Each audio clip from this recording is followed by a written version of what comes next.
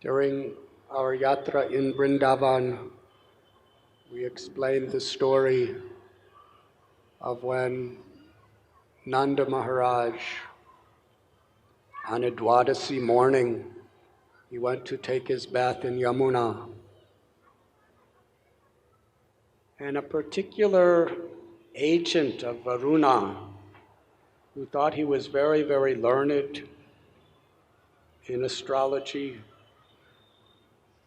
in time, circumstance, and the laws that govern the world, he conceived that Nanda Maharaj was taking his bath at the wrong time. And in previous ages, like Dwapar Yuga, little transgressions were taken very seriously because people had capacity to follow so perfectly. So that person arrested Nanda. Very difficult situation. The other cowherd men, they saw Nanda Maharaj go in Yamuna and then disappear. They couldn't find him anywhere. They were looking in, they were diving deeper, deeper. They couldn't find him. They were looking all around. It was still dark. They were crying. They were in such distress. The residents of Vrindavan, so many came. They were all weeping, crying, "Where is Nanda Maharaj, our king?" Krishna understood. So then he jumped in the Yamuna and he disappeared. So this made everything even worse. Not only Nanda is gone, but Nanda Nandana is also gone.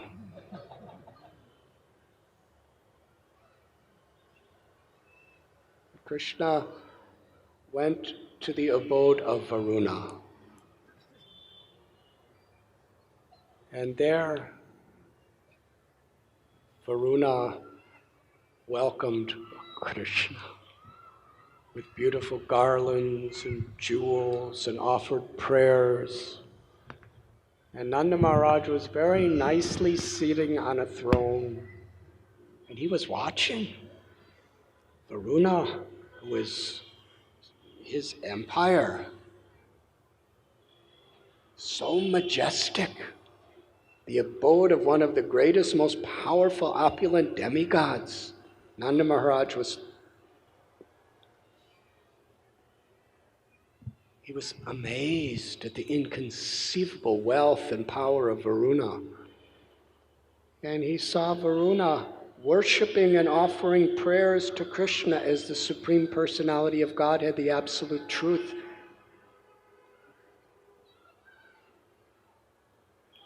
Varuna Dev apologized. He said, "Here is your father, Nanda Maharaj. Actually, he did not make any mistake. He bathed at the right time. But my agent is an ignorant fool. Due to his false ego, he thought he was right, and he committed such a terrible offense that he arrested Nanda. As the master of the agent, I am responsible, so I am begging forgiveness. But at the same time, from this mistake, you have come to bless my kingdom. I surrender my heart, my life, my everything to you." Krishna blessed Varuna and then took Nanda Maharaj. Meanwhile, everybody in Vrindavan was weeping and crying that Nanda and Nanda Nandana were both gone. It was such a mystery, nobody knew. Both of them disappeared in the waters of Yamuna, and then they both appeared. It was a great festival. But what amazed people the most is when Nanda Maharaj told the Brijabasis, especially the cowherd men, how he described the opulence, the wealth, and the power of Varuna. and how that Varuna was bowing down and offering prayers and giving gifts to our little cowherd boy Krishna, who likes to decorate himself with the mud of Vrindavan, with the wild flowers and peacock feathers of Vrindavan, who plays his flute and dances and takes care of the cows. Who is this Krishna? And the cowherd men were thinking, he's the Supreme Personality of Godhead. That's what Varuna was saying. How is this? But they had such simple hearts. Even though they were thinking this and saying this, in their heart of hearts, they could only recognize Krishna, despite all this academic, theoretical information they were receiving. They can only accept him as Sri Nandanandana. He's the son of Yashoda and Nanda. He's our friend, he's our child, he's our lover. But in the simplicity of their hearts, they asked Krishna, can you show us the spiritual world? Krishna took them to a Akrura Ghat, and he revealed to them the Brahma Jyoti, the all-pervading, transcendental light of the Brahman.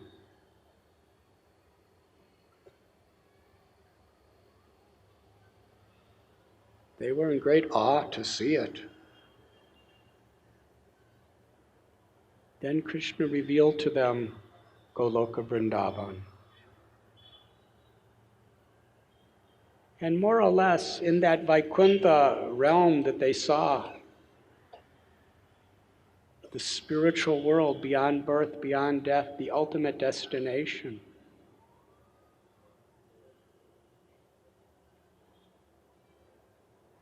they saw that Krishna was the supreme absolute truth, the personality of Godhead, and everything was almost exactly as it is right here in the Vrindavan that we're living.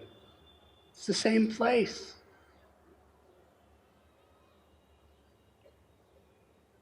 But they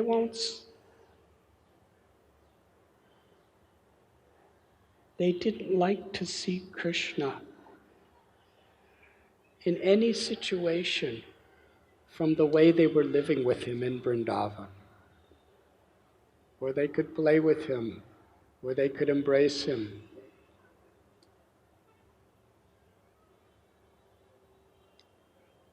Krishna revealed to them that there was nothing for them to aspire for.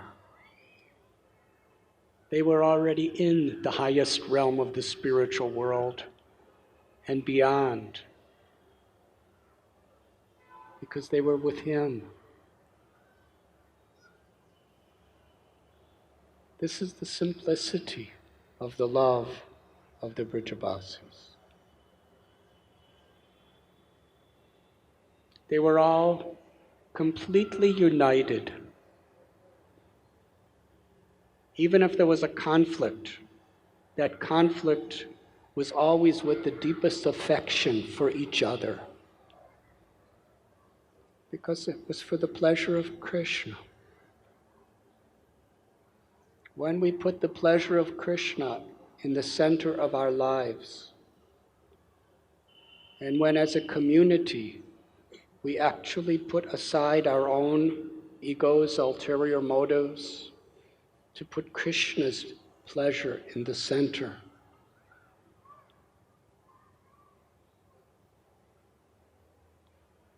then there is actual harmony. Conflict will come, but when Krishna is in the center, when we take ourselves outside of that focus and put Krishna in place, then even the inevitable conflicts only bring us together on a deeper level.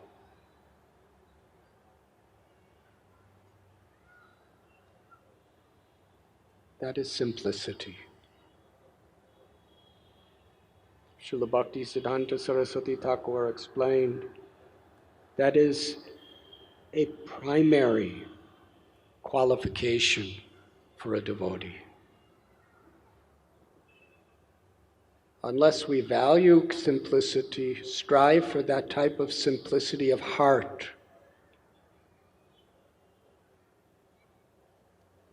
just a genuine desire to serve,